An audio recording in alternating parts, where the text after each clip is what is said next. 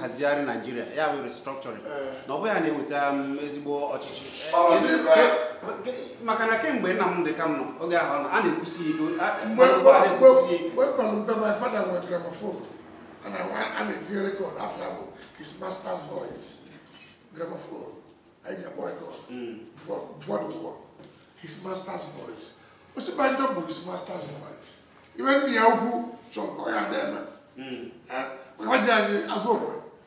Ukufana Asuna, Nabuari Tinubu, and we go to Buare, so I don't know lawyers on the Yahoo. If I'm with master voice. But a position on the Yahoo on Idosu Nigeria, the unintelligible, ultra bias, null and void, and invalid. About process. 30 states about war. 30 states do war.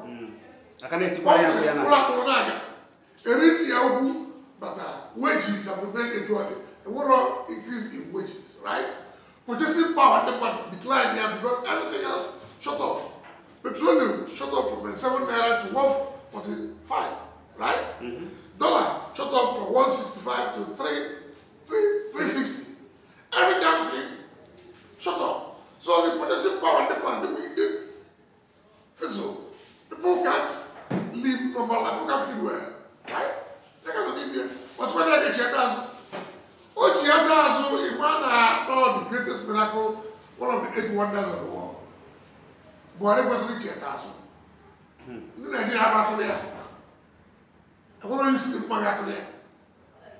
Only Dogo, good Yogo, Till Yogo.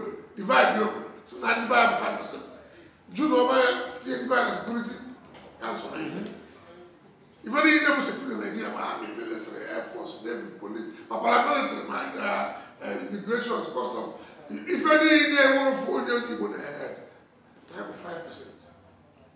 You don't go to power. Ndị ma na-asị kemgbe ọ bata n'ọchịchị na-ewebe ka ala echi na na-ekewakarị aka o si kewa. Yes, never been so divided. Even during the war, I was divided as well.